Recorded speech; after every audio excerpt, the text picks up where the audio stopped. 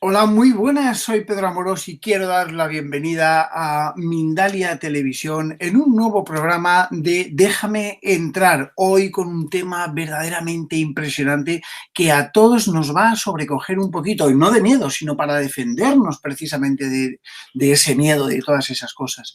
Este fin de semana os tengo que contar que he estado en un lugar muy especial, un lugar increíble, un museo en el cual ocurren misterios, ocurren cosas raras, y nos ha ocurrido algo que en un directo se ha podido ver.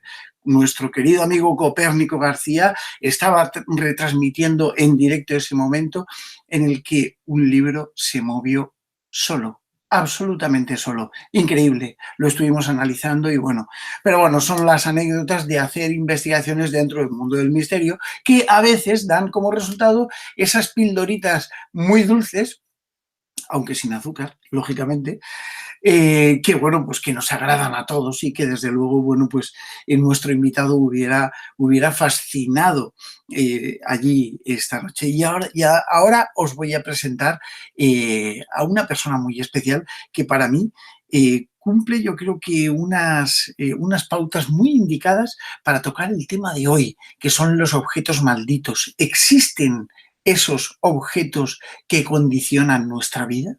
¿Existen realmente los objetos malditos? ¿Tienen quizá consecuencias dentro de nuestra propia existencia, de nuestra propia vida?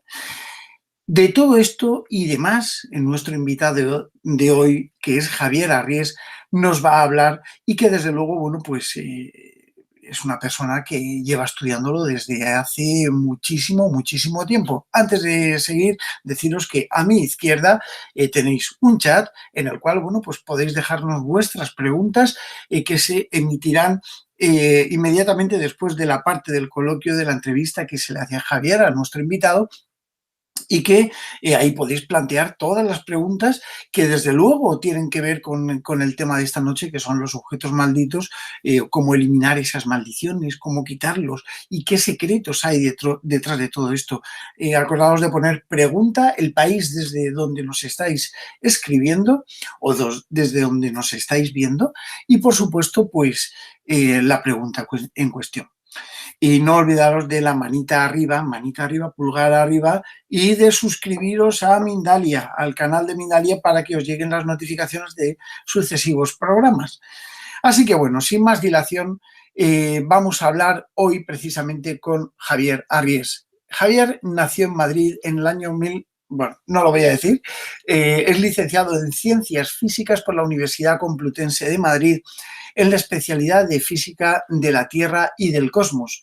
En la actualidad trabaja como profesor de informática y con anterioridad a todo esto, bueno, pues ha desarrollado muchas labores que combinan con las mías, que son la de programación, la de estructura de información, informática en general, ¿no? Y por supuesto administrador de redes y bases de datos.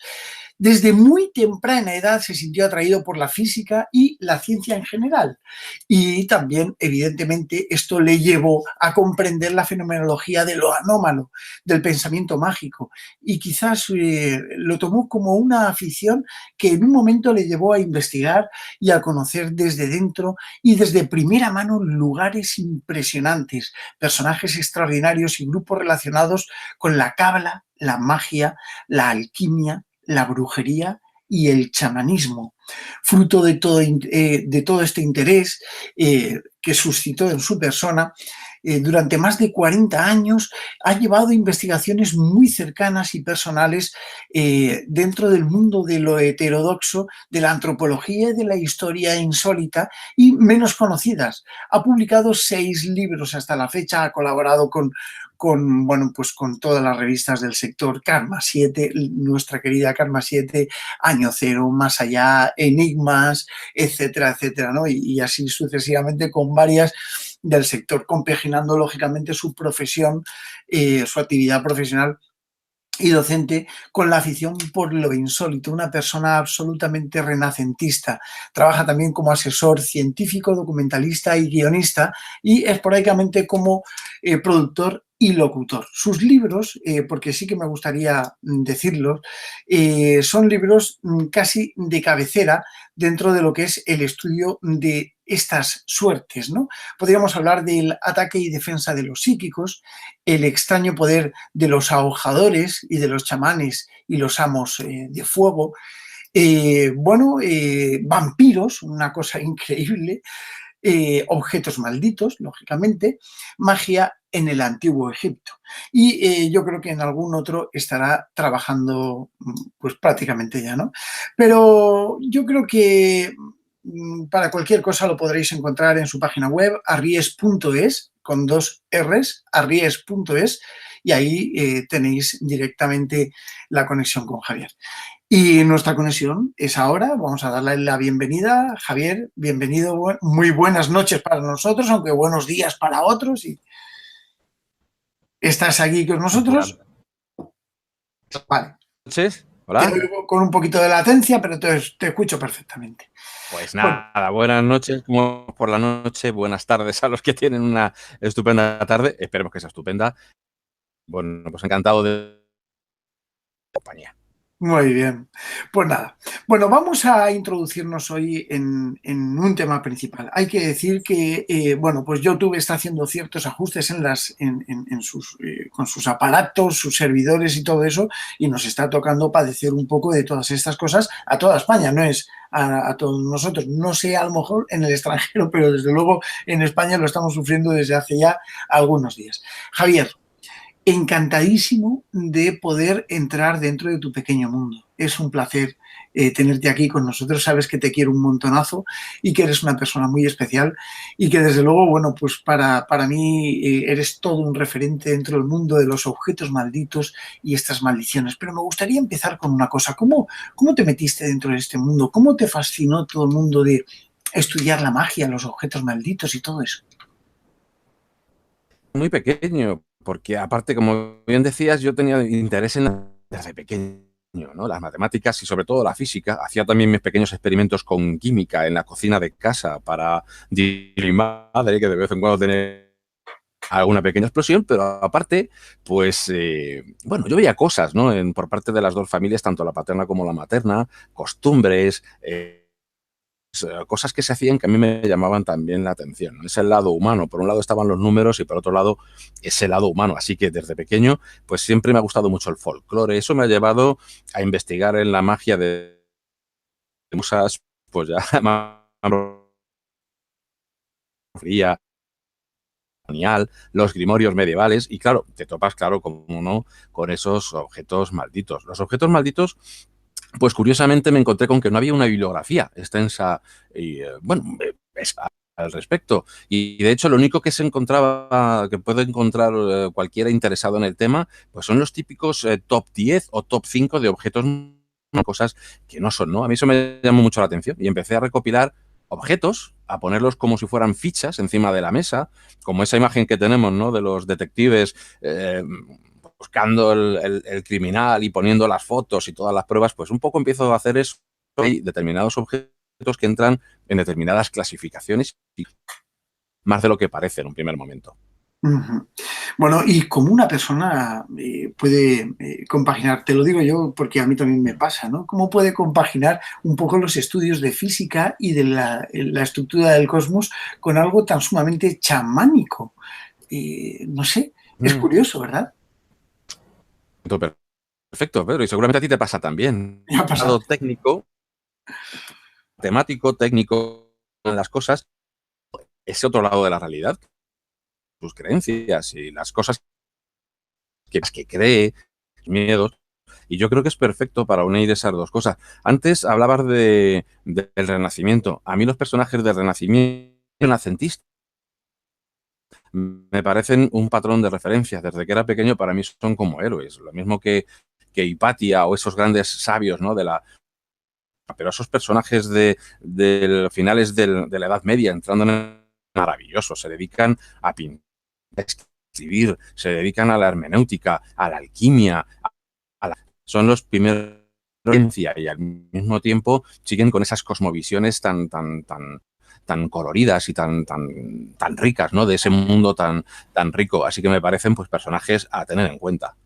Hubieras disfrutado este fin de semana investigando con nosotros en ese Museo de las Artes y Oficios, que no lo he dicho, de la ciudad de Monóvar, esa ciudad preciosa alicantina, que bueno, que yo de verdad que los recomiendo que todo el mundo vaya a ver aquello porque no es natural. Allí había 1.000 millones de objetos de 1.000 millones de personas, no lo sé, era el señor Román, José María Román, Amat, José María Román Amat, que durante toda su vida había recopilado 1.000 objetos, bueno, 1.000, yo creo que muchísimos más, pues curiosos de exponerse en un museo, ¿no? Objetos desde una silla paritoria hasta, por ejemplo, objetos de un médico que a principios del siglo pasado evitó del garrote vil la muerte a 2 personas con las primeras autopsias que se realizaban en España. O sea que fíjate, algo, ¿verdad? Y están ahí todos sus utensilios de hacer autopsias, algunos elementos curiosos. Tiene una sección en una librería de ocultismo impresionante. Hubieras fascinado. Pero bueno, bueno, ¿existen realmente los objetos malditos, Javier? Bueno, vaya, la pregunta se las trae. Desde mi punto de vista, siempre procuro, en todos los libros que hago, hacerlo desde una, digamos, como detrás de la barrera, ¿no? Me gusta describir y ver lo que encuentro y luego mostrárselo al lector. Dentro de objetos malditos, pues se va historias fascinantes, porque detrás de los objetos malditos más curiosos siempre hay una historia que es, desde luego, bueno, en muchos casos lo es, ¿no? Un guión para película, un guión para un buen libro de terror. O sea, leer sobre objetos malditos ya de momento es ameno, divertido, ¿no? Porque entra en ese género del terror, pero entra además de manera 100. Luego me he encontrado con objetos fakes.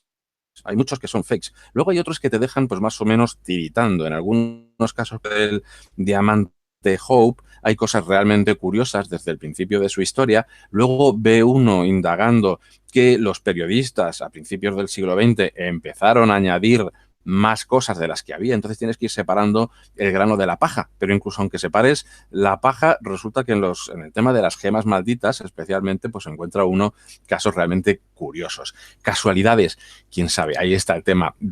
Fenómeno escurridizo y ya tienes entre las manos y se te va. Yo no podría afirmar, como físico, por ejemplo, no podría afirmar si es una prueba.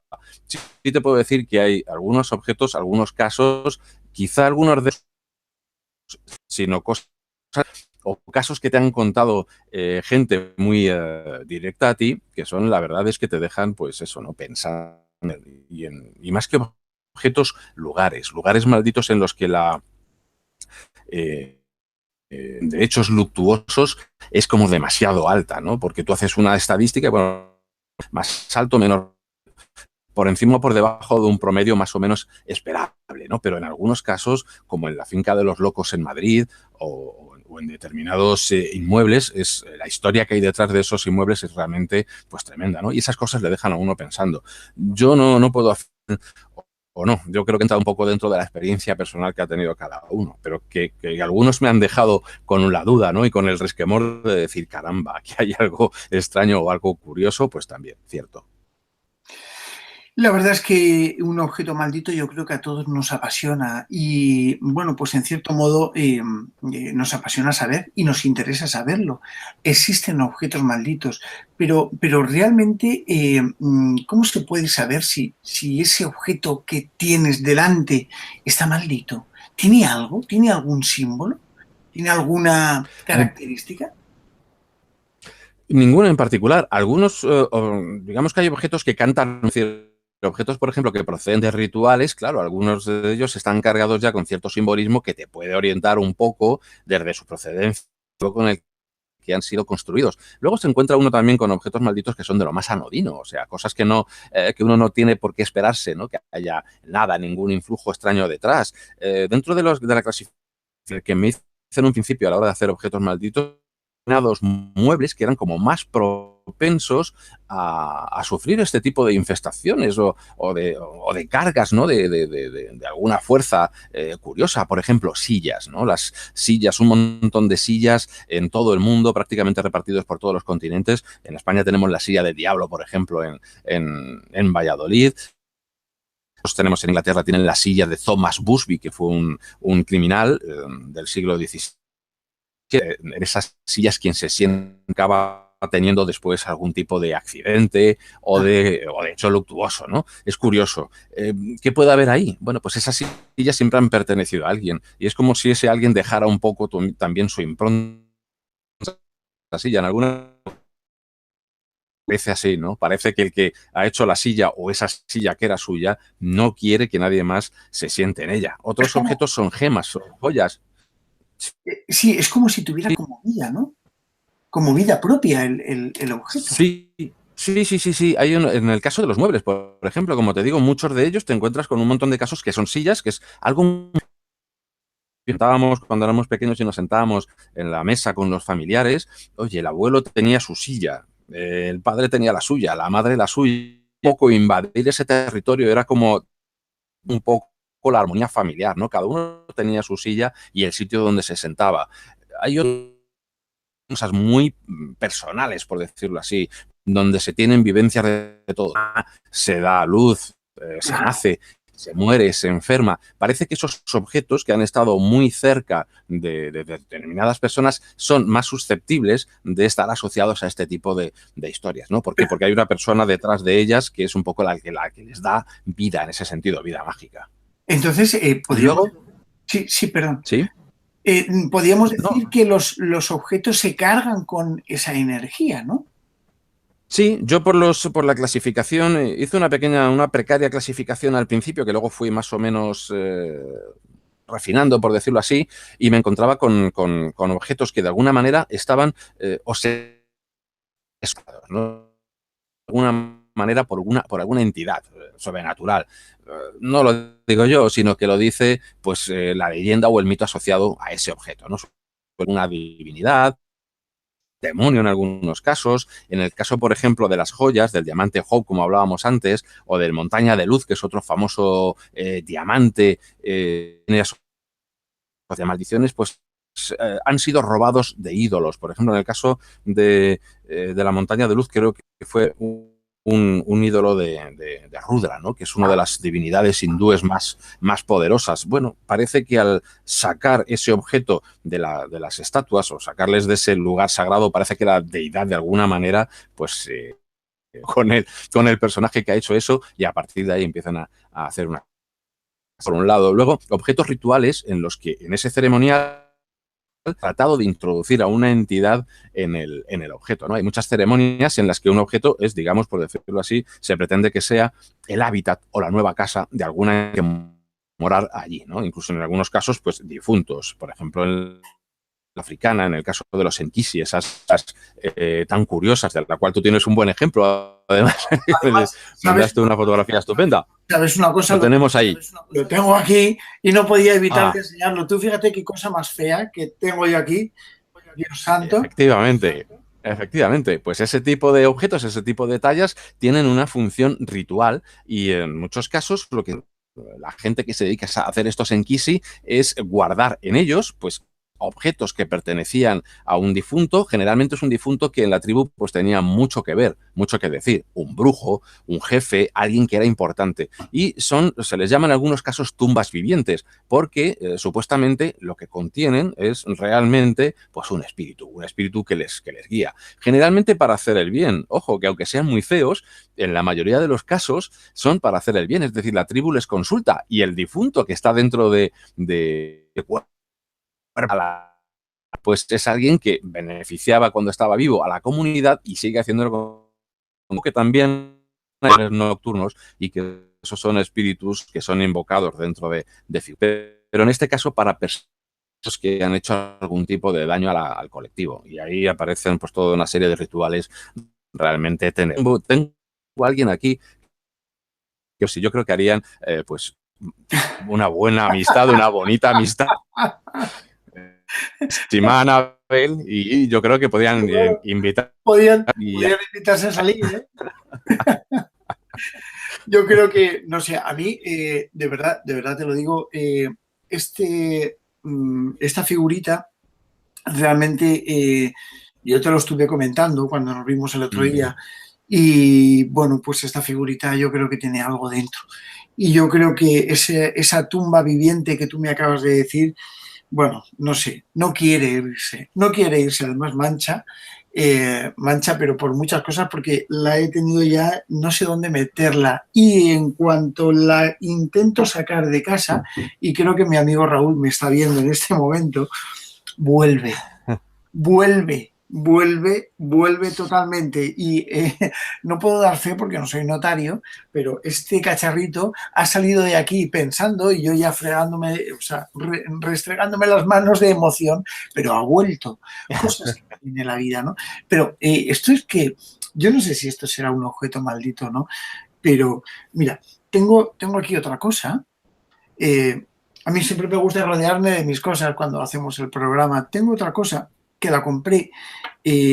Bueno, hice una donación a un templo que estaba budista en el Tíbet, que bueno, pues ellos les dije que les gustaba mucho para que no cerrasen, porque estaban recogiendo dinero porque tenían que cerrar, ¿no? Y bueno, que no podían ni vivir.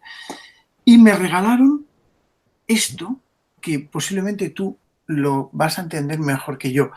Esto es una tela que hay unos símbolos que se supone que son para eliminar los espíritus malignos de las casas o de los lugares, para hacer esos exorcismos, por decirlo así, muy personales, y que, bueno, pues tiene aquí como una serie de símbolos, por supuesto, en símbolos raros, y un cuchillito, no sé si lo aprecias bien por la cámara, un cuchillito súper oxidado, horriblemente arcaico.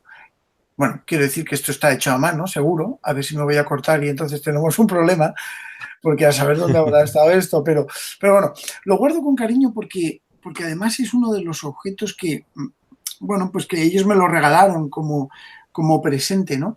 Y porque estaban desmantelando prácticamente todo el templo, ¿no? Y ellos decían que este objeto era reparador de esos maleficios que a veces se producen en las casas. ¿Tú qué opinas al respecto?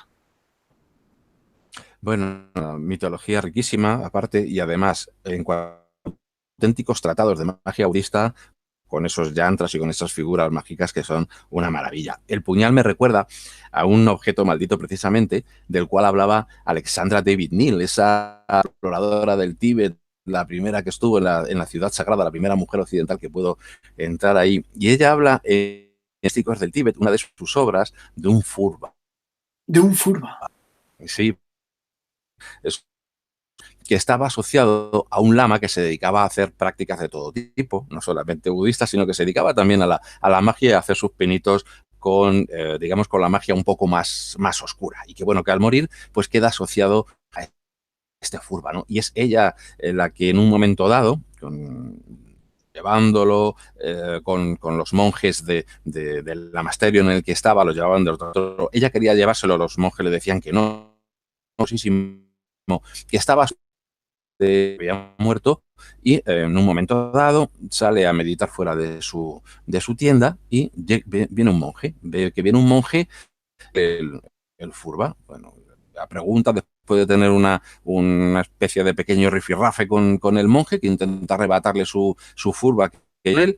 Y cuando vuelve al campamento le dicen que no, que ningún monje se ha movido de allí. Los monjes dicen, ese ha sido nuestro maestro que ha vuelto por su cuchillo ritual, y automáticamente dijeron, bueno, si tú has podido mantener un combate con el propio furba, sí te lo podemos dar porque tienes ese conocimiento, ¿no? que va a hacer que esté en buenas manos. Y bueno, pues es uno de los objetos que ellos en la magia tibetana pues son muy curiosos, tienen muchas como armas mágicas, no tanto para lo bueno, para ser objetos de maldición que apuntan también precisamente para deshacerte mágicamente o astralmente de esos enemigos, ¿no? Ese cuchillo pequeñín que tú tenías, ese pequeño cuchillo que mano que estaba trabajado, pues prácticamente no fundido, sino trabajando una pequeña lámina de hierro de manera rudimentaria, pues seguramente que sirve para esas entidades negativas y alejarlas del lugar.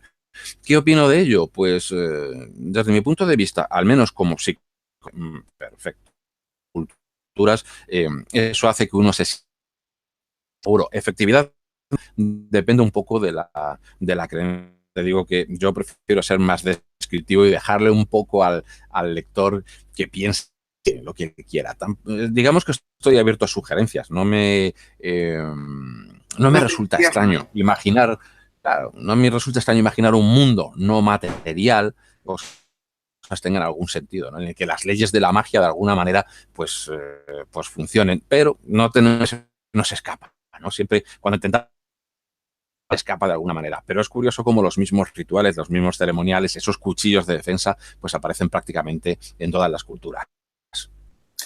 Yo la verdad es que he tenido la suerte de poder viajar a algunos lugares interesantísimos y me he encontrado estas cosas, me he encontrado estos objetos y muchas veces sobre todo esta pregunta que te voy a hacer a continuación, me resolvía, o sea, me rondaba mucho la mente y desde luego, sobre todo me rondaba cuando estaba en un país como Cuba, concretamente en una población que era entre Regla y Guanabacoa, que estuve, bueno, pues investigando durante una temporadita allí, ¿no? Y, bueno, pues allí me di cuenta, fíjate que yo era bastante escéptico con que los objetos funcionasen, o sea, un anillo, una cosa. Tuve la oportunidad de conocer una familia allí que me estuvo ayudando a investigar algunos de estos objetos y realmente salí con la convicción de que esto iba. Claro, cuando llego aquí, a mi país, y veo toda la civilización occidental, bueno, pues me doy cuenta de que efectivamente ese objeto realmente no tenía más valor que el que tenía allí. Entonces esto me lleva a preguntarte una cosa, Javier. Perdón. Me lleva a preguntarte y a indagar un poco sobre si el fenómeno de la sugestión tiene algo que ver en que los objetos malditos se potencien, porque es indudable que un objeto es un objeto y para mí, desde mi punto de vista, y sabes que soy bastante cientifista, bueno, pues un objeto es un objeto y la energía ni se crea ni se destruye, solamente se transforma. Esto, bueno, es un principio, una ley, lógicamente, y que por supuesto esto nos conduce a que un objeto puede llegar a absorber este tipo de energía. Pero sugestivamente, ¿qué me puedes decir de esto? Que ver, al menos en muchos objetos. Montones de culturas en las que el brujo hace todo lo posible para que la persona a la que está hechizando sepa que está siendo hechizada, ¿no? Ahí, evidentemente, el brujo, que no es nada tonto, que juega con leyes sobrenaturales, pero también juega con... y son gente con mucha psicología y que tenga a mano para conseguir lo que desea. Evidentemente está jugando con la sugestión del otro. Y hay antropólogos en los que pues nos cuentan cómo el brujo hace su maleficio, luego apunta, por ejemplo, con una pata de gallo a alguien o con determinados objetos que incluso incluyen pues componentes humanos, como un dedo humano en el caso de determinadas etnias en Oceanía, y la gente que es apuntada con ese dedo enferma. ¿Hasta qué punto es real? Pues seguramente eso es sugestión, ¿no? Enferma y muere a los pocos días sintiendo unas que nos dan a entender que prácticamente traumático que ha provocado pues su propia mente, ¿no? Él mismo ha colapsado de terror. Sin embargo, se encuentra también siempre se encuentra uno con las dos caras de la moneda, curiosamente, en este tipo de cosas, ¿no? Porque en otros casos el brujo no pretende que el hechizado sepa hechizando, para la redundancia, sino que se lo calla perfectamente y no lo dice. Y de hecho, su poder para él radica precisamente en que nadie sabe lo que ha hecho ni lo que ha dejado de hacer. En algunos casos, los objetos malditos se entierran a verlos, generalmente a la entrada de la persona a la cual se quiere maleficiar. Javier, perdóname, soy John de Mindalia. Vamos a intentar, porque tenemos una especie de problemas con la conexión, te voy a decir cómo intentar bajarlo. En tu interfaz superior hay una serie de símbolos y hay un símbolo Sí. con una especie de triángulo con 4 barras. Vamos a pulsarlo. El ancho de banda, sí. Eso es. Lo pulsamos y hay Sí. una pestañita. Vamos a intentar bajar 1 o 2 puntos a ver si se ve, y te digo a ver si no se corta Vale. tanto. Lo he puesto a la mitad, en baja. Vale, vamos a hacer, dime una frase de prueba simplemente, a ver. Pues con 10 cañones por banda, viento en popa, toda vela, no cruza el mar sino vuela un velero bergantín. ¿Cómo va la cosa? Vale, ¿Está parece bien? parece que va mejor. ¿Mejor? Si veo que sigue, que persiste, lo bajamos otro punto, te Bajamos otro avisaría, ¿vale? puntito. Vale, de acuerdo. Muchas gracias, perdona por Nada, por la intromisión. Gracias. a vosotros. Nada, estaba a punto de decírtelo yo porque los compañeros me lo están chivando por la ventanita que tenemos abierta entre ellos y yo, pero bueno, Es que el tema se las trae, entonces es normal que la tecnología se nos revuelva. yo no sé hasta qué punto YouTube esto lo podrá llevar durante mucho tiempo. Evidentemente, yo creo que sí, porque una vez que firma algo ya no se puede tirar para atrás, ¿no? Ya veremos a ver. Pero es que esto es tela marinera, que nos estén... yo lo decía en el primer programa que hice de Déjame Entrar, yo lo decía, digo, bueno, ¿cómo es posible que toda esta ciencia funcione? Y mi querido amigo Alfredo de Mindalia me decía, Pedro, estamos en los albores de una televisión distinta y tiene toda la razón. Y además que Alfredo no se equivoca porque es un visionario, es una persona que ve de verdad un poco más allá. Pero bueno, Javier, vamos a retomar un poco el tema porque es cierto, ¿no? Yo por ejemplo, a mí me regalaron en Cuba, participé en un ritual y me regalaron un anillo. Yo siempre llevo anillos raros, me colecciono anillos. Me regalaron un anillo súper raro y me dijeron que no me lo podía poner en determinados momentos, ¿no? Es decir, por ejemplo, cuando mi pareja tuviese la regla, mi mujer en este caso, el periodo, cuando hubiese relaciones sexuales o cualquier cosa, ese anillo me lo tenía que quitar mientras me protegería. Pero no podía hacerlo, o sea, hacer determinadas cosas bueno, pues que el anillo rechazaría y se desactivaría, ¿no? Es curioso, ¿no? Que también los anillos obedezcan. Por eso te decía yo lo del tema de la sugestión. Tiene que haber algo de sugestión, ¿no crees? Eso que te digo, en muchos casos, pues evidentemente a quien le estás dando ese objeto sabe y le estás dando una serie de instrucciones para que él siga. Hay sugestión. Por ejemplo, recuerdo en el caso dentro de la categoría de muñecos malditos, hay una muñeca que se ha vendido mucho por eBay, que se llama Amanda, y se ha vendido hasta la saciedad porque cuando alguien se la queda, acaba volviéndola a vender porque dice que le pasan cosas horribles. Bueno, uno de los testimonios relacionados con Amanda, una compradora, decía que Amanda se estaba metiendo en su mente, que no podía dejar de pensar en ella, que incluso hablaba mentalmente con ella contándole sus secretos y que parecía que cuando intentaba deshacerse de esa ligazón mental, pues Amanda le traía pesadillas, sueños, etcétera. Cuenta un sueño, una especie de alucinación hipnagógica en la que de repente se despierta con esa parálisis del sueño y ve que sus pies están como congelados, morados, ¿no? De una congelación, se asusta, se aterroriza y va a llamar, intenta ya coger el teléfono para llamar a una ambulancia o a los servicios, a los primeros servicios que encuentre, cuando al girar precisamente para coger el teléfono mientras intenta moverse en medio de esa parálisis, ve por el rabillo del ojo que Amanda la está sonriendo de una manera malévola, maléfica, y al rato consigue ya moverse y ve que sus pies están normales. A mí esto me parece absolutamente fruto de la sugestión, es decir, esta mujer desde el momento en el que compra esa muñeca empieza a creer, alimentada también por los casos de otra gente que la ha ido comprando y que contaba cosas parecidas, pues se sugestiona de tal manera que incluso llega a tener una obsesión con la muñeca, sueña y lo que tiene sencillamente es eso, es una alucinación hipnagógica, ¿no? Esas alucinaciones que tienen lugar que son súper vívidas, cuando de repente tu conciencia no ha tomado posesión de su cuerpo, por decirlo así de esa manera, y estamos en esa duermevela en la que el cuerpo no responde y estamos dormidos todavía soñando, pero con nuestros ojos todavía viendo lo que hay ahí, ¿no? Y lo que oímos, lo que vemos, parece absolutamente real. A mí me ha pasado y a muchos de nuestros oyentes seguro que han tenido alguna experiencia intensísima de ese tipo. Pero por otro lado también, pues me encuentro con casos en los que la persona que tiene el objeto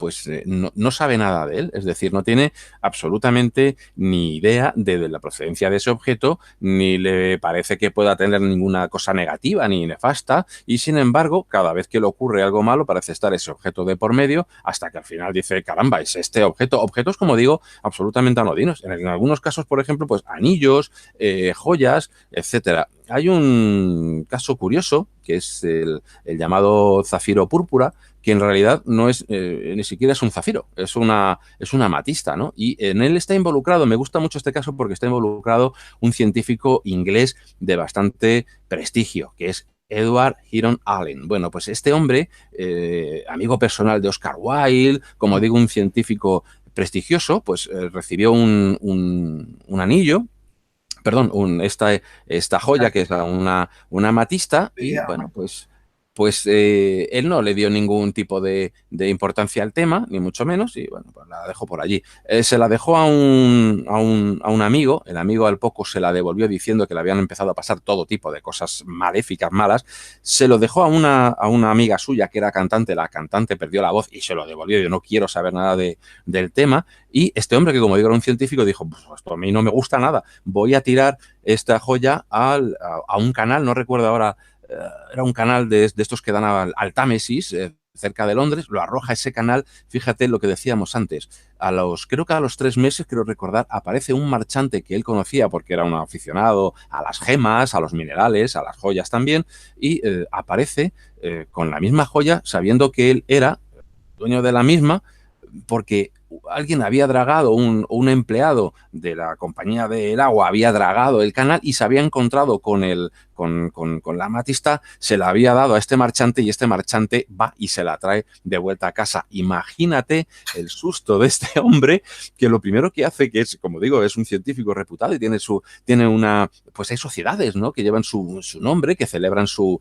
memoria y su trabajo. Este hombre la engasta en una especie de anillo de plata que tiene una tau y el símbolo se ve perfectamente el tetragramaton escrito tal cual, que sabemos que alude a las 4 letras, efectivamente, a las 4 letras de Jehová, ¿no? De Yod, He, Bau, He, las 4 letras del tetragrama que alude a Yahvé. Además, hace labrar como 2 pequeños escarabeum alrededor, lo mete en 7 cajas y hace un escrito, que es por el que conocemos esta historia, en el que dice que nadie debe abrir esas 7 cajas porque esa joya te trae todo tipo en ella describe todo lo que le ha ido pasando. Su hija, pues cuando se hace con la joya, cuando la hereda, lo que hace es donarla a una institución que, como digo, celebra su nombre y que hace convenciones. Bueno, pues apareció. Curiosamente, en uno de los museos apareció esta joya metida en esas cajas con este papel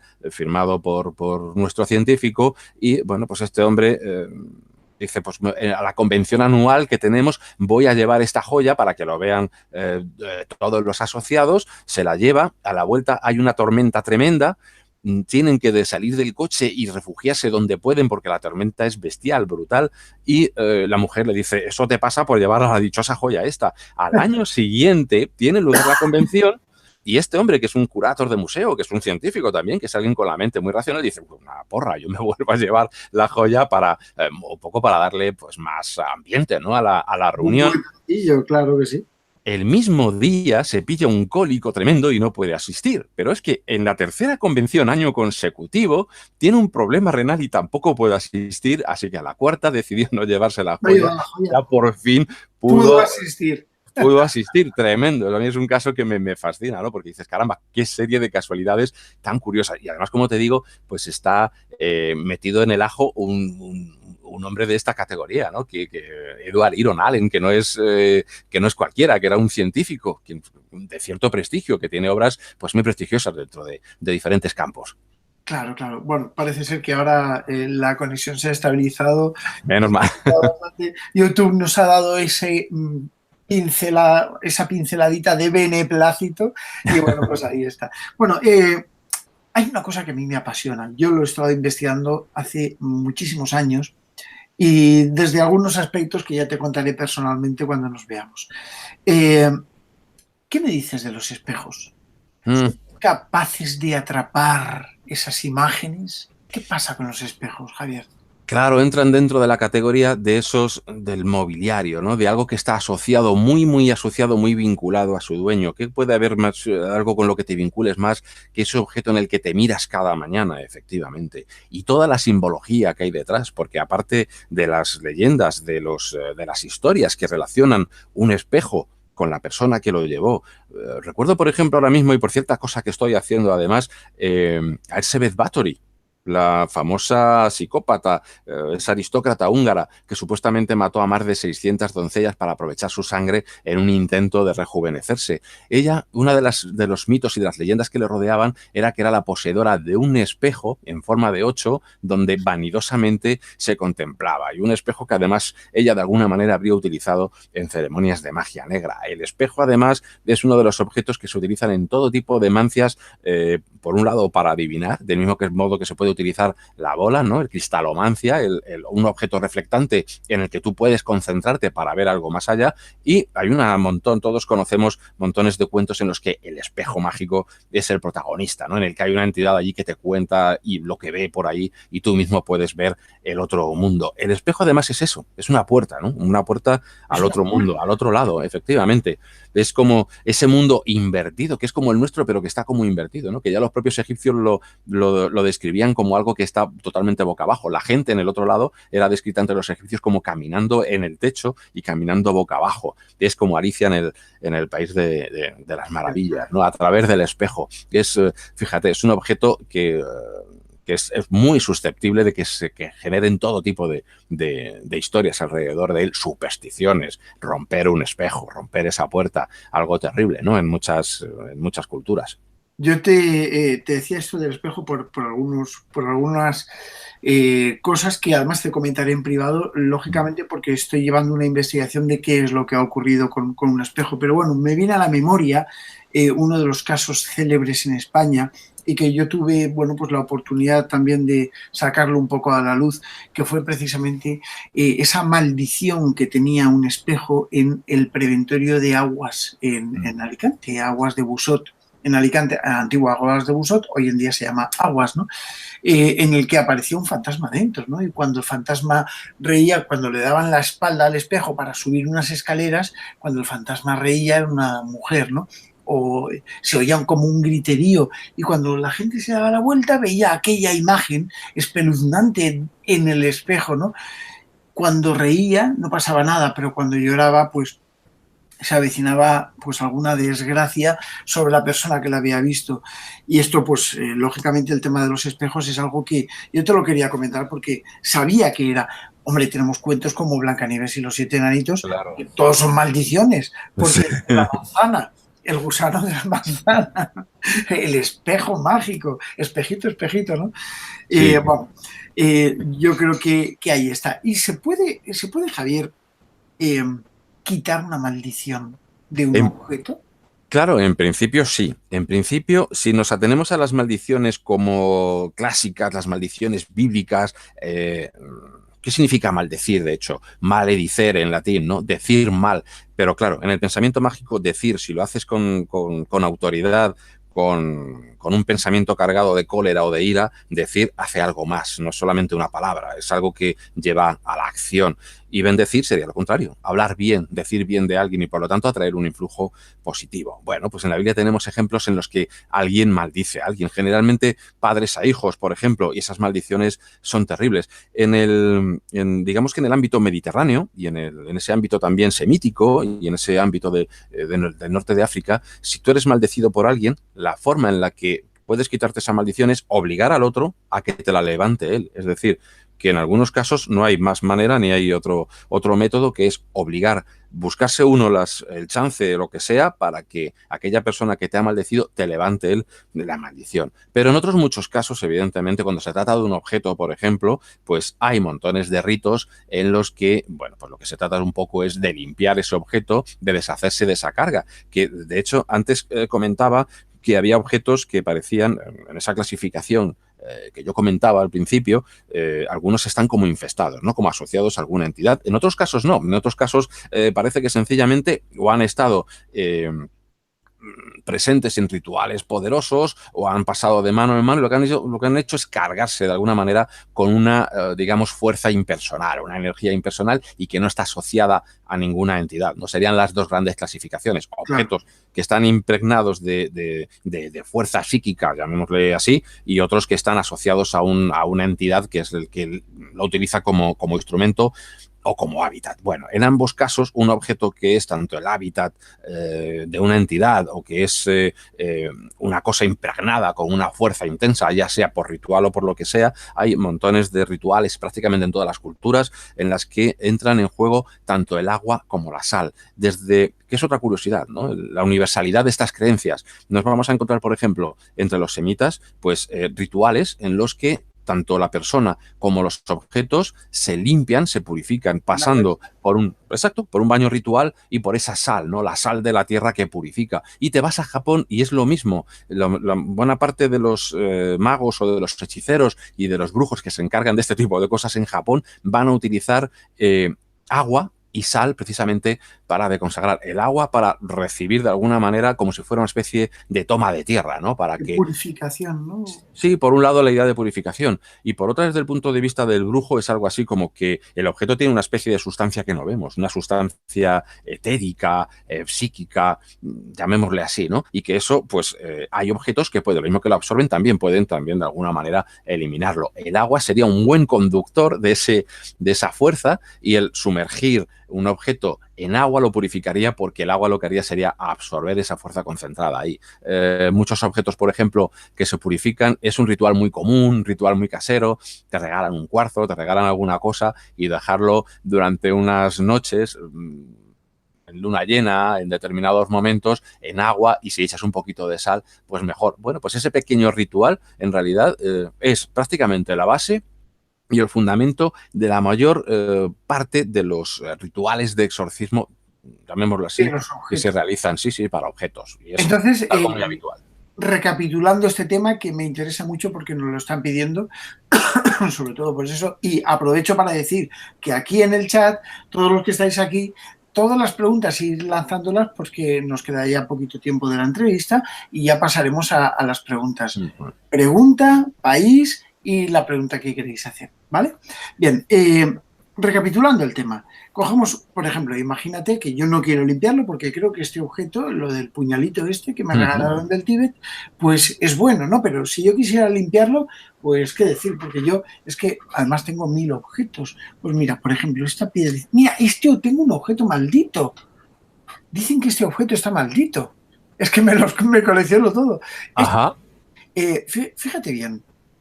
Sí, es curioso, es una... Es un tipo que está jugando a algo, pero que esconde algo detrás de la mano. Estará jugando a los chinos. Estará jugando a los chinos. Yo creo que su mano esconde 2 dedos o algo así, bueno, no sé. Y decían que esta figurita, bueno, pues tenía como un encantamiento, no es que estuviera maldita, que tenía como un encantamiento, ¿no? Y bueno, pues la tengo aquí, me mira todas las noches cuando yo me pongo a trabajar y está aquí. Imagínate que yo quisiera limpiarlo. Lo tendría que coger, dejarlo, por ejemplo, en el alféizar de una de las ventanas, que le diera la luz del sol 5 noches, por ejemplo. Bueno, depende. Mira, los rituales siempre están basados, digamos, en los mismos principios, pero luego uno tiene sus, digamos, sus simpatías, pues por una religión, por ejemplo, o por una escuela, o por una metodología diferente. Por ejemplo, una cosa habitual es utilizar la luna por un lado. El cuarto creciente de la luna significa cosas que deben crecer, ¿no? La idea del crecimiento, inconscientemente en uno, al ver la luna creciente, pues va a hacer que las cosas crezcan. Pues, por ejemplo, rituales en los que se desea que haya prosperidad, pues suelen utilizarse precisamente las fases de la luna creciente, ¿no? El cuarto menguante, cuando queremos que algo vaya disminuyendo, cuando nos queremos deshacer de alguna cosa, desde un vicio hasta algo que nos está estorbando de alguna manera. La luna llena a veces es empleada porque es toda la potencia mágica de la luna en ese momento, ¿no?, intenso en el que está, como dijéramos, como Gravity ahí colgando del cielo, efectivamente. Bueno, pues ese sería un buen momento. Si queremos afinar, fíjate que jugamos mucho con los elementos de nuestra psique y con los símbolos. La simbología hace que movamos arquetipos dentro de nosotros mismos. Si tenemos en cuenta que martes, por ejemplo, es el día de Marte, que Marte es el planeta en el que gobierna justamente Ares, el dios de la guerra, el dios que se utiliza tanto en ataque como en defensa, pues uno, si quiere, digamos que motivarse precisamente para hacer esa limpieza de la mejor manera posible, pues podría escoger comenzar a hacer esto un martes. Podría poner su objeto y hacerse con agua, pero no de cualquier manera. Puedes comprar agua mineral o hacerte, o si yo, por ejemplo, cuando voy a algún sitio y voy a algún manantial, precisamente de esos que tienen leyenda, siempre me suelo llevar mi poquito de agua. ¿Eres religioso? ¿Eres católico, por ejemplo? Pues seguramente si hablas con el párroco de la iglesia puede que te permita incluso bendecirte un poco de agua. Echar un poquito de agua bendecida en el agua en el que lo vas a echar no estaría nada mal. Un cuenco con agua.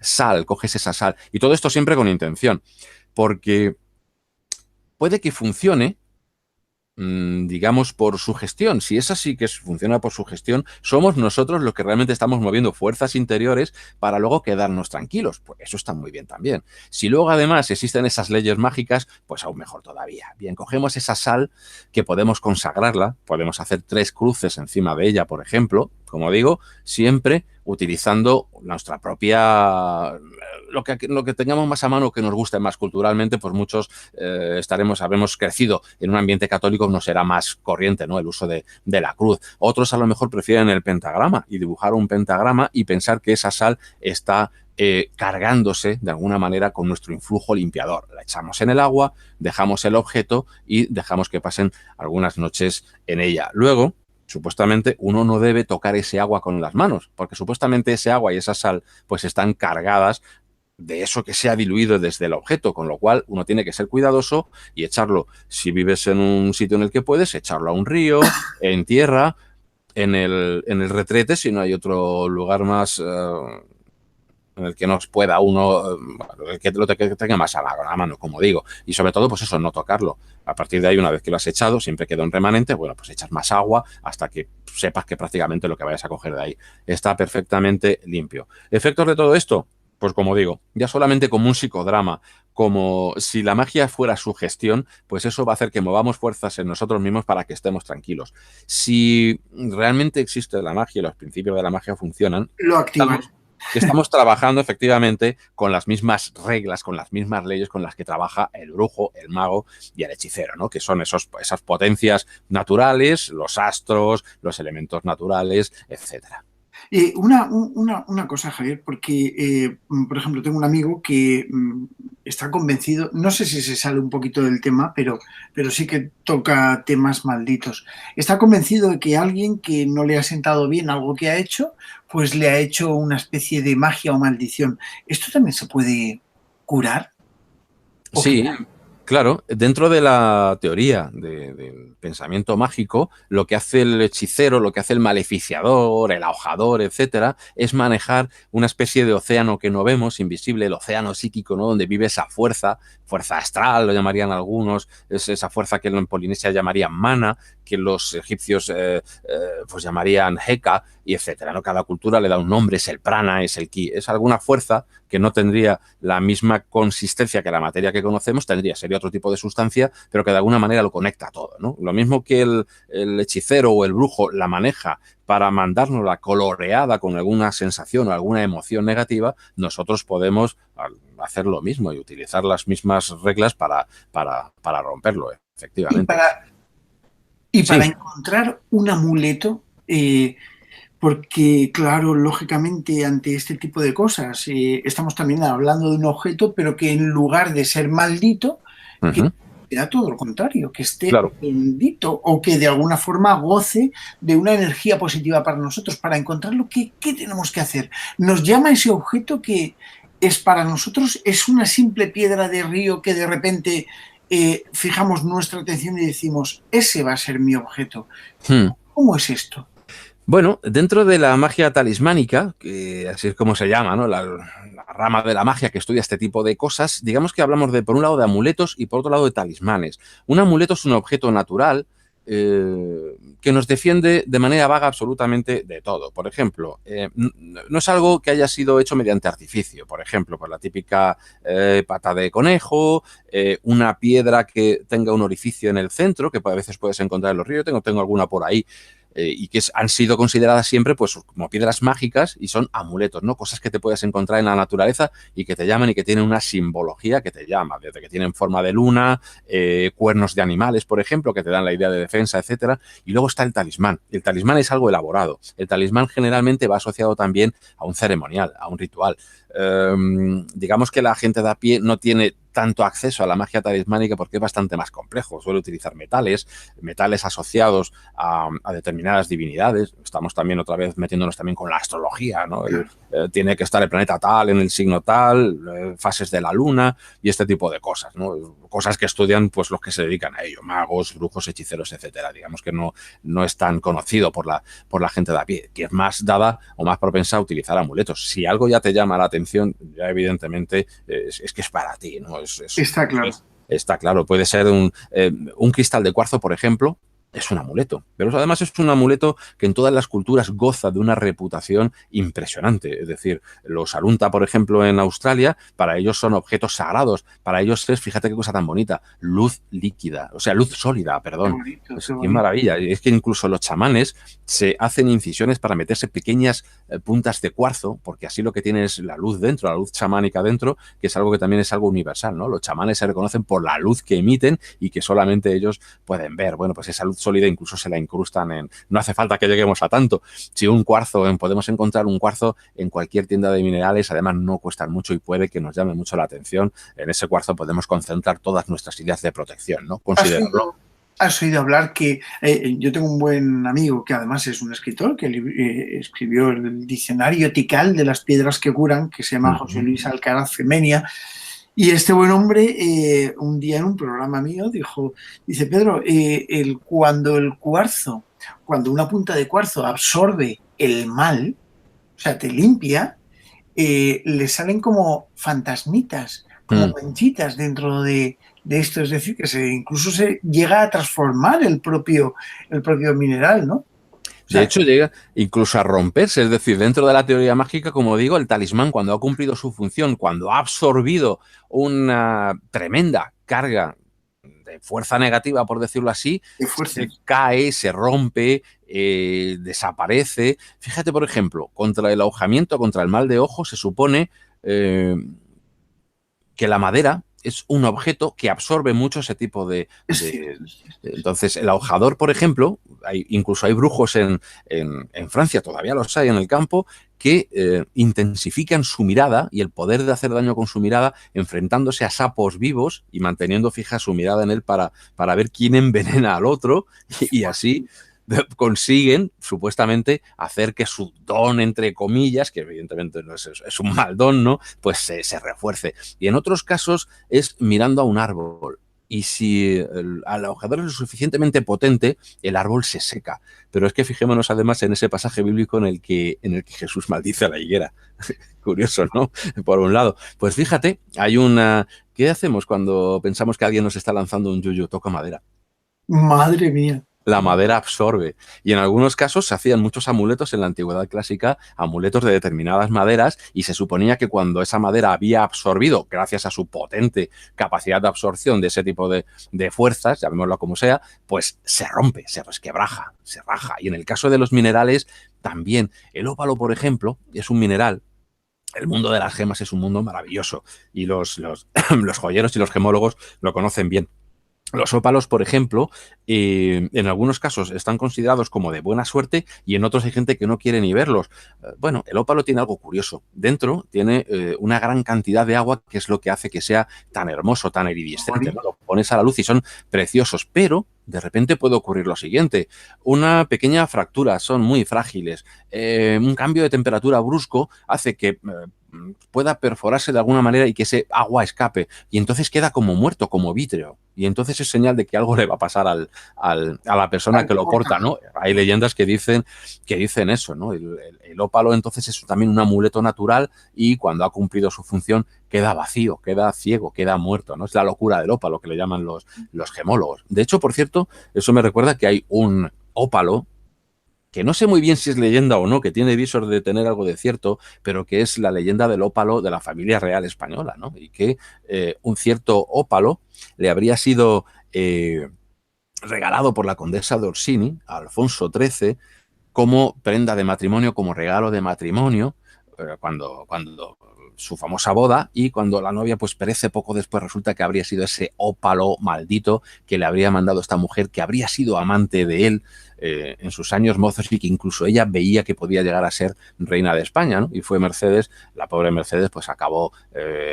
muriendo de esa enfermedad terrible apenas 3 días después de su 18 cumpleaños y muy poco después de haberse casado, y dice esta leyenda que fue el ópalo un regalo envenenado de esta mujer, ¿no? Que les regaló este regalo de bodas y que estaba cargado, ella no lo dijo, pero después por cosas que han ido ocurriendo con este ópalo, pues se habrían dado cuenta de que es un objeto maldito, ¿no? Varias personas dentro de la familia real se habrían hecho con el ópalo, con este ópalo maldito, y supuestamente pues habrían muerto al poco tiempo, generalmente de enfermedades. Qué bueno, qué bueno, qué bueno. Es impresionante. Bueno, estamos ya prácticamente para pasar a tiempo de las preguntas de nuestros espectadores. Aquí está lloviendo de una forma impresionante. Se ve que hace un ratito estaba viendo las estrellas, pero aquí en la zona de Alicante, mar Mediterráneo, lo digo porque hay muchos países que nos están viendo desde muchos puntos, que es preciso que aquí, bueno, es raro cuando llueve, está cayendo la del pulpo. Veremos si salimos en canoa. Si el Google no tiene que venir a recogernos, pero bueno. Vamos a pasar ya a nuestra sección de las preguntas de los espectadores, a ver qué es lo que tienen, porque yo aquí veo mucha acumulación, y decirle pues a todos nuestros queridos espectadores que bueno, nos han contactado desde Ecuador, Colombia, México, España, Argentina, Chile, Perú, Estados Unidos, Venezuela y alguno otro más que, bueno, pues que me van apuntando. Bueno, pasamos a esas preguntas cuando queráis, compañeros.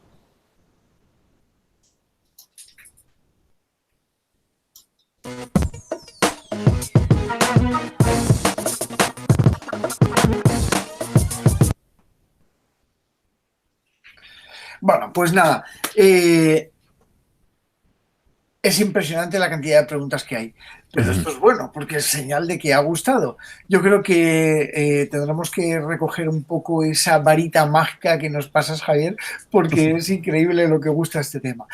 Bernalud Domínguez desde Monterrey, en México, nos dice, aquí en Monterrey está el caso de la niña del peluche. Véanlo, esta da miedo. Yo creo que nos lo dice como comentario, ¿no? Sobre todo. Apúntatelo, la niña del peluche. Qué bueno, qué tela marinera, que debe ser como... Asociado a muñecos malditos, claro, además. A muñecos malditos. Es otro de los objetos típicos, ¿no? Hablábamos antes de sillas, hablábamos de gemas. No hemos tocado el tema de cuadros. Muchos cuadros también tienen esa... Ahí está nuestro amigo. Es momento de que Anabel también salude. Que se vean los muñecos entre Anabel y...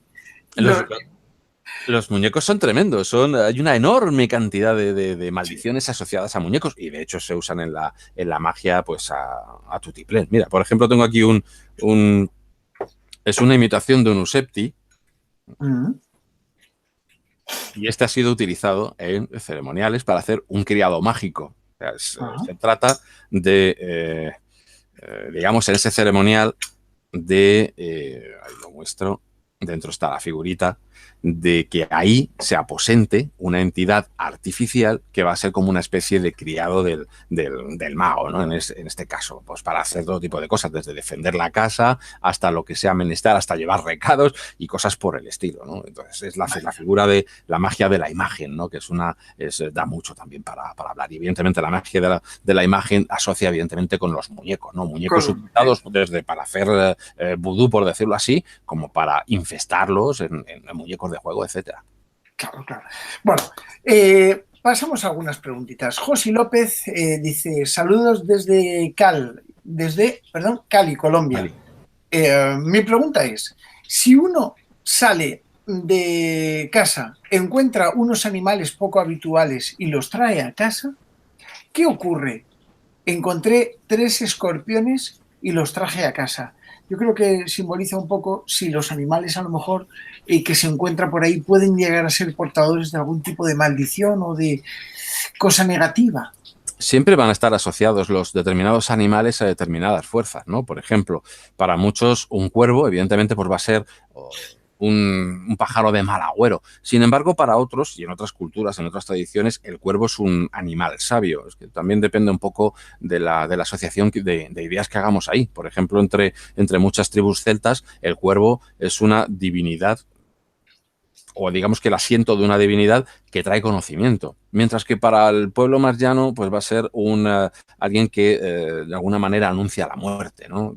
Los escorpiones, wow, claro, pueden ser un animal peligroso, ¿no? Cualquier animal peligroso va a tener ese doble sentido, tanto la serpiente como el escorpión. En el caso del escorpión pueden ser animales que nos atacan, pero en algunos casos, por ejemplo, hay quien los mantiene precisamente como aliados, que lo que hacen es defender la casa. Así que es un poco como uno lo quiera ver. Si uno se encuentra un animal, claro, encuentra un animal de este tipo, si desconfía de ellos, puede verlos como objetos que le van a atacar a uno. Pero, sin embargo, si se siente atraído por ellos, a lo mejor es que de alguna manera psíquicamente, pues se acomoda, ¿no? a ese animal y a lo que representa. Y a lo mejor es bueno que se los lleve. También depende de lo que haya ocurrido en su casa poco tiempo después. Si le ha pasado algo malo, yo los dejaría donde estaban. ¿Dónde estaban? Efectivamente. Y ya está. Vamos a intentar ser un poquito más breves, Javier, vale. porque si no, no llegamos. O sea, a mí siempre me gusta responder todas las preguntas, pero es que hoy has suscitado un interés especial y tengo aquí...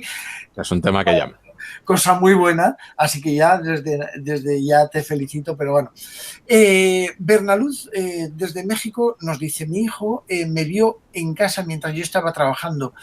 ¿Cómo puede ser eso? Yo no creo que esto tenga, a lo mejor tiene que ver con algún tipo de maldición, pero bueno, su hijo dice que la vio en su casa mientras que ella estaba trabajando en su puesto de trabajo. Dice que no sintió miedo y que tenía como el contorno como dorado en todo mi cuerpo. ¿Qué crees que puede ser eso, Javier? No creo que tenga nada que ver con las maldiciones, sino sencillamente es una experiencia que, por cierto, se dan muchas. Dentro de mi propia familia me he encontrado. Claro, me he encontrado alguna, o sencillamente, y que suele ocurrir además cuando uno está concentrado en algo o dormitando, es decir, no haciendo cosas habituales, o estás leyendo y en un momento dado parece como que entras en un estado alterado de conciencia y a veces tienes estas visiones en las que ves a alguien. Incluso puedo contar casos de gente que afirma haber visto físicamente a alguien en la casa cuando esa casa estaba, esa persona estaba positivamente en otra, una especie de bilocación. De bilocación o algo así. Claro. No hay nada malo en ello, ni mucho menos. Son fenómenos que aparecen de vez en cuando y que no tienen ningún tipo de problema. No hay negatividad. Sí, curioso. Muy curioso, pero que no se preocupe porque no tiene absolutamente nada negativo. Muy bien. Leticia Fernández desde España dice, hola, me gustaría saber cómo detectar si un objeto tiene energías negativas y ejerce perjudicialmente en nuestra vida. Más o menos yo te he hecho antes esa misma... Es verdad. Es cierto, pero no. Y a lo mejor hemos saltado... Sí, bueno, por un lado, pues hay gente que tiene, o supuestamente tiene el don de la llamada psicometría, ¿no? Que es la capacidad... Claro, es una sensibilidad especial que te hace que al tocar un objeto, parte de la memoria o de los recuerdos asociados a ese objeto, pues de alguna manera se traduzcan en imágenes, ¿no? del psicómetra. cada uno, si existe esa facultad, pues la tendrá en mayor o menor medida, ¿no? Coger un objeto te puede dar una sensación de paz y coger otro a lo mejor te tensa y sientes determinados disgustos. Cada uno tiene una serie de sensaciones diferentes, sudores fríos, sabores metálicos. Es curioso, ¿no?, cómo cada persona reacciona de una manera determinada o de otra ante determinados objetos. Yo creo que lo primero, lo fundamental es, digamos que, disociarte del mundo en el que estás y estar atento a tus señales. Si ese objeto te produce una sensación beneficiosa o benévola, o por el contrario, pues te inquieta. En ese caso, pues oye, mejor déjalo.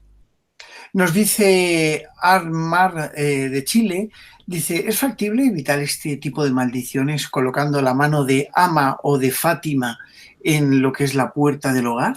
Es uno de los, perdón, de los rituales más conocidos contra el ahogamiento, precisamente. Es decir, una forma de maleficio que es semejante a la fascinación. Es decir, estamos ante una persona que nos desea mal y que está cargada de envidia, de odio, y toda esa carga emocional, pues lo que hace es transmitirla a través de la mirada, a través del poder de la visión. Los antiguos pensaban...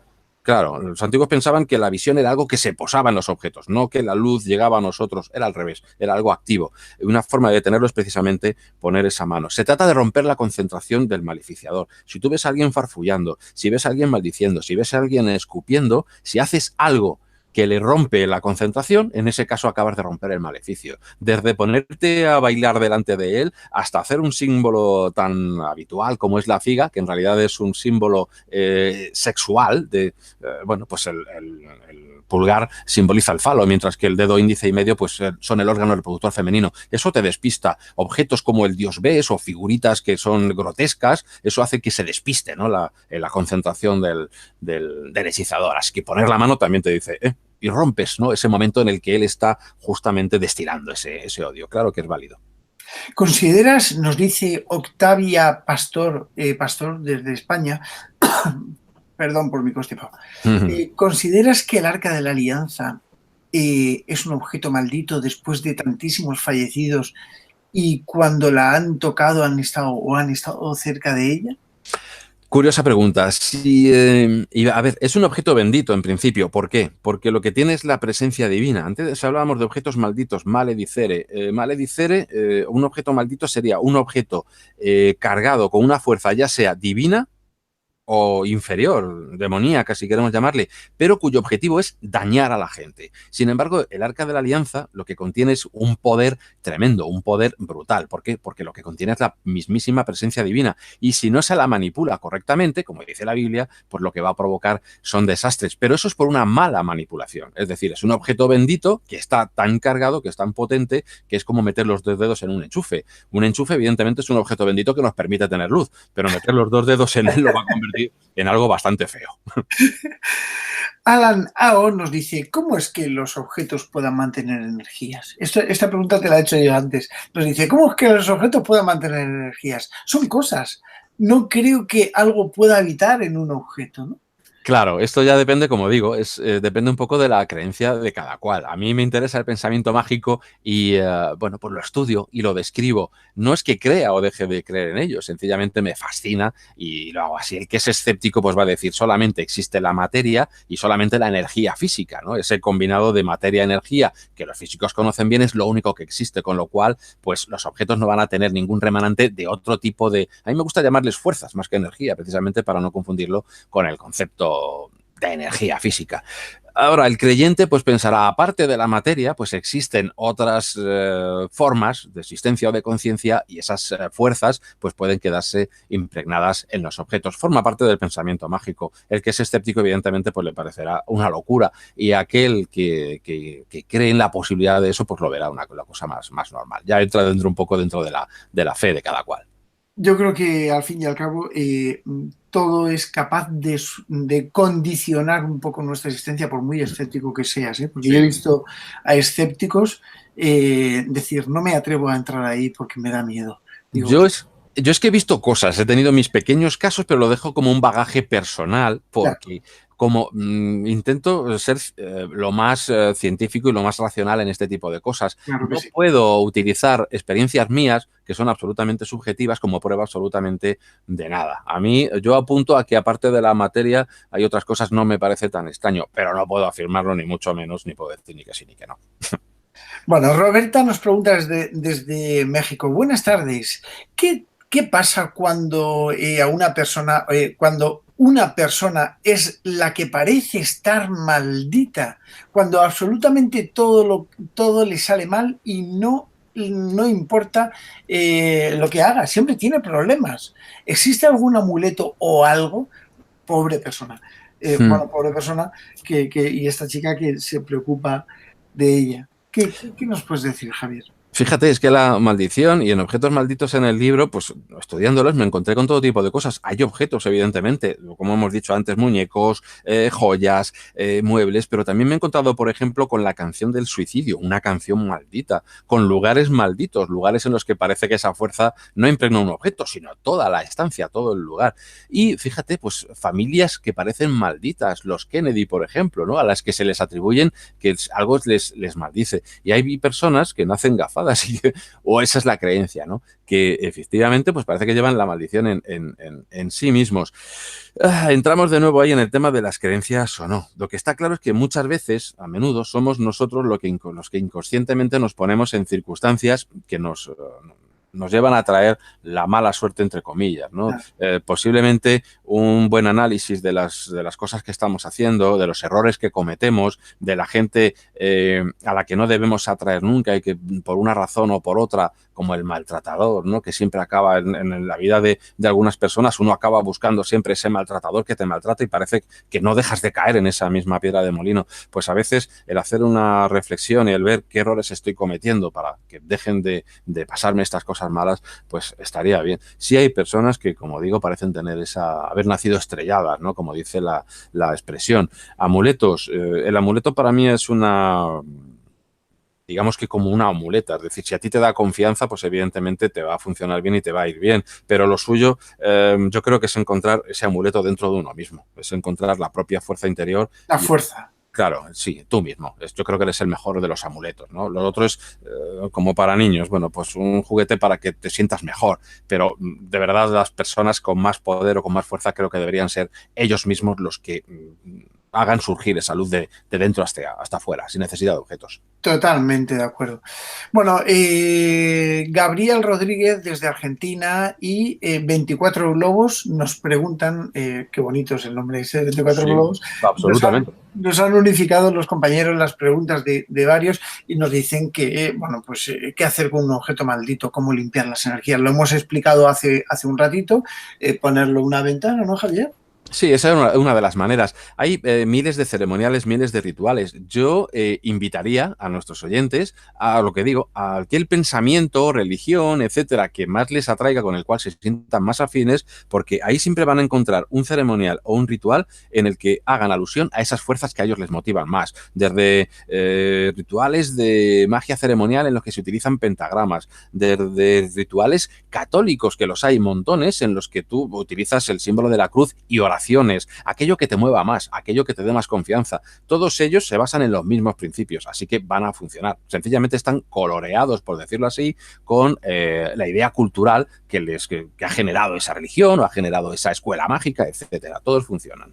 Todos funcionan. Fernando Ferlaso nos dice, ¿podría una casa tener un objeto maldito o de mala suerte y no saberlo? Vamos, me imagino que se refiere a la gente de una casa. Claro, es una de las cosas que se... O por ejemplo, Javier, creo yo que más que nada, imagínate que yo ahora, bueno, pues me voy al mercado y me compro esto. Y, ¡ay, qué bonito! Sí. Lo dejo ahí y no lo sabes, pero que resulta que esto tiene una super maldición. Hay muchas, de hecho, pues eso, haciendo objetos malditos me encontré con muchos casos de esos. Casos en los que ese objeto anodino no parecía absolutamente nada y empiezan a ir las cosas mal y la gente al principio de la casa pues no hila, no dice, caray, ¿qué nos está pasando? Es una mala racha, pero empieza alguien a decir que pues es que esto pasó a partir de que compramos, adquirimos esto o aquella cosa entró en la casa y a partir de ahí es cuando empiezan a tirar del hilo y darse cuenta de que ese objeto, como siempre digo, hablo del mito, de la leyenda asociada a esos objetos, que sea real o no, como digo, ya entra un poco en la fe de cada uno, ¿no? Pues son cosas absolutamente subjetivas, pero acaba dando uno con el objeto que de alguna manera parece ser que es el nefasto. Bueno, Luz Yánez nos pregunta desde Perú. Mi tía me regaló en San Antonio una maletita rota con billetes. Decía que era para viaje, pero todo lo contrario. Mi casa está pesada, según nos dice. ¿Cómo la limpio energéticamente? Una maleta. Sí. Una maletita rota con billetes. Decía que era para que viaje, ¿no? Pero todo lo contrario. Dice que desde ese momento su casa está pesada. Yo creo que... Sí, pesado, sí, es una forma de aludir a eso, a que hay fuerzas muy densas, ¿no? Energías muy densas. Bien, entiendo que billetes a lo mejor son billetes de viaje, de avión, de autobús, etcétera. Que sea una maleta que haya estado en uso ya y que esa maleta haya pertenecido a lo mejor a alguien y que haya impregnado de alguna manera el objeto. Pues lo que decíamos antes, de nuevo, buscar dentro de nuestra tradición la que más nos guste un ritual para limpiar. El hecho, por ejemplo, de lavar esa maleta con ese agua consagrada con sal en el que hemos hecho alguna oración que nos guste y hacerlo, por ejemplo, como decíamos antes, un martes, en una luna creciente, hacerlo, por ejemplo, 5 veces, que es el número 5 asociado a Marte, y hacerlo durante esas 5 martes, por ejemplo, pues podría ayudar. Pero como digo, es que la cantidad de ceremoniales en los que se puede limpiar objetos e incluso personas es tan amplia que yo a cada uno le remito sencillamente a buscar dentro de su propia cultura o aquello que más le llame a él la atención, porque son una infinidad. Perfecto. Juan José Molina Vadillo, nuestro querido Juanjo, que desde aquí le enviamos un beso muy fuerte, dice, ¿se ha dado el caso de que algún objeto maldito siga perturbando a su dueño pese a haberse desprendido de él? Pese a haberse desprendido, o sea, que lo haga de alguna forma... O sea, que yo ahora cojo a mi monigote, lo tiro, de verdad que se va y sigue todavía pinchando.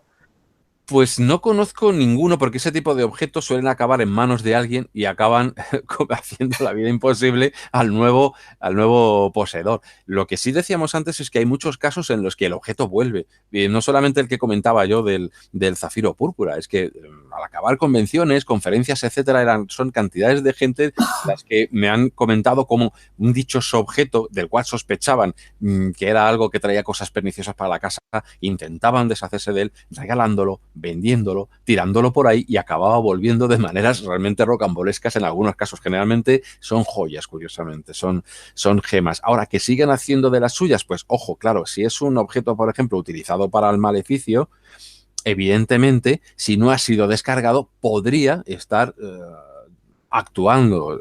Como siempre digo, ojo, que no es lo que yo diga o lo que afirma, es lo que afirma el pensamiento mágico. Un brujo, cuando hace eso, hace que ese muñeco pueda estar enterrado perfectamente a kilómetros de distancia y que esté haciendo su labor. Es decir, la entidad que está ahí en ese muñeco, supuestamente y desde su creencia, puede ir y viajar desde el muñeco al portador, o hay una ligazón mágica entre los dos. Es que hay montones de ceremoniales para hacer ese tipo de muchas maneras, clasificaciones tremendas, enormes, y entonces poder todavía mediante ese rapport hacer daño, ¿no? Eso siempre, como digo, desde el punto de vista del hechicero. Creer o no en ellos es otra cosa. Nos quedan 3 minutitos de programa, pero bueno, gracias, Juanjo, un abrazo. Dice Mike Su Fine desde México, nos dicen, buena tarde, ¿qué consecuencias tiene el aventurarse a jugar con el tablero Ouija y por qué algunos los utilizan para fines de canalización? Nunca la he jugado, pero me llama la atención. ¿Qué pasa con todas las figurillas como trolls, elfos o representaciones de la muerte que muchas tienen, bueno, pues algún fin determinado, ¿no? Puede ser benéfico o comprometedor como tal, ¿no? Dice, si es verdad que la obsidiana permite canalizar o tener sueños lúcidos. Son tantas las preguntas que nos hacen, pero bueno, yo creo que bueno, pues no sé, hemos hablado de todo un poco y si podríamos dedicarle otra horita del tema, ¿no? Gracias, Mike, es un placer. Sandra Melina nos dice cómo neutralizar maldiciones desde los Estados Unidos. Nos dice cómo neutralizar maldiciones o encontrar cosas para casos de brujería. Creo que también lo hemos tocado durante el transcurso del programa. Rocío Montalvo desde Perú nos dice, en el caso, dos objetos de las mismas características materiales, ¿por qué uno de ellos tiene la capacidad de adquirir energía negativa y si ambos poseen la misma frecuencia energética? ¿En un minutito nos puedes más o menos? Sí, hay algunos objetos de los que se supone que por su naturaleza son benéficos o maléficos, no benéficos o maléficos de per se, sino que combinan o no con el ser humano. Por ejemplo, las perlas. Parece que tienen una vibración, por decirlo así, a mí no me gusta mucho la palabra, pero bueno, que no va bien con determinadas personas, por la razón que sea, ¿no? Hay muchas leyendas en torno a esto. Algunos objetos pues tienen esa naturaleza, pero ojo, un objeto y el mismo objeto, si este no está haciendo nada y este sí, es posible que este se haya cargado pues porque haya estado, como digo, en un ritual o porque haya estado en manos de alguien que lo haya cargado de esa manera con su propia vibración y siempre, como digo, desde el punto de vista mágico. No es que yo ni lo afirmo ni lo dejo de afirmar, pero si un objeto se distingue de otro únicamente por eso es porque alguno ha estado en una circunstancias que en el otro no ha estado. Ha estado en manos de alguien o ha estado metido o asociado a algún tipo de ritual o de ceremonial. O en un lugar, ¿no?, en el que no debería estar. Así es. Bueno, Rocío, muchas gracias por tu pregunta. Miladis nos dice, ¿un objeto de oro sirve para la protección? Brevemente. El oro es uno de los metales o de los materiales a los cuales se le asocia, pues evidentemente asociado al sol, asociado a la luz y por lo tanto es un objeto que se emplea en magia talismánica hasta la saciedad. Como siempre es un poco el simbolismo que le demos. El oro para muchas culturas es eso, es el sol convertido en piedra, con lo cual, por supuesto que es un objeto absolutamente benefactor, ¿no?, y protector, que puede, pero como digo, pues es eso, depende del valor que le demos a esas tradiciones y a esos símbolos. Es que entramos además en el tema de metales y de gemas, que es todo un mundo aparte, ¿no? Es el un mundo absoluto de la gemología, absolutamente. Por supuesto. Los lapidarios medievales están llenos de cosas maravillosas acerca de propiedades de piedras. Las obsidianas, por ejemplo, determinadas obsidianas son buenas para determinados personajes y otras no tanto. Una obsidiana negra, por ejemplo, se supone que no es buena para un Capricornio, que el Capricornio debe llevar obsidianas níveas con manchitas blancas. Bueno, el mundo de la gemología mágica es absolutamente interminable. Bueno, de todas maneras, yo recomiendo que lean tu libro, que Objetos Malditos, que bueno, que lo pueden encontrar a través de internet o en arries.es, ¿es correcto? Sí, bueno, ahí no lo van a encontrar, pero vamos, en cualquier librería. Bueno, ahí no, pero sí que pueden poner el AES. Pues eso es de Luciérnaga y en cualquier librería, pues, si lo piden, pues se lo traerán, claro que sí. Muy bien. Bueno, pues Elsa, Julia, gracias por tus preguntas, Cincar, y un montón que se nos han quedado pendientes a todos. Yo creo que más o menos lo que se pregunta ya ha estado globalizado por todos y que bueno, pues que ya se ha contestado. Y bueno, Javier, pues hasta aquí ha llegado este programa de Déjame Entrar, así que muchas gracias por haberme dejado entrar, que es un placer haberte tenido aquí. Eres toda una eminencia de objetos y de cosas y de sabiduría. Eres un hombre que sabe mucho. Solamente un personaje curioso, pues como tú, que sabes mucho también y vamos recopilando pues todo tipo de cosas. Fíjate, no me resisto. Un objeto bendito, una mandrágora con sus dos patitas que puede bendecirse o maldecirse para hacer determinado tipo de cosas. Bueno, hay objetos, son maravillosas. Gracias mías a vosotros por haberme permitido compartir estos momentos de magia, ¿no?, con todos los oyentes. A ver si un día me invitas a tu casa, que tienes que tener allí un museo de cosas interesantes. Javier, muchísimas gracias, es un placer y te deseo, pues ya sabes que lo mejor, un beso muy fuerte y bueno, pues a todos ustedes, muchas gracias por haber estado aquí en Déjame Entrar, en otro nuevo programa de Déjame Entrar. Gracias a nuestros compañeros de Mindalia, Eva y John, que han estado por ahí intentando solucionar esos problemillas de YouTube que a veces también los da. Son humanos, ¿no? O sea, no son extraterrestres, son humanos. Y sin más, aquí nos despedimos, aquí me despido, les doy las buenas noches, buenas tardes, buenos días, espero que les haya gustado el programa y hasta un nuevo programa de Déjame Entrar.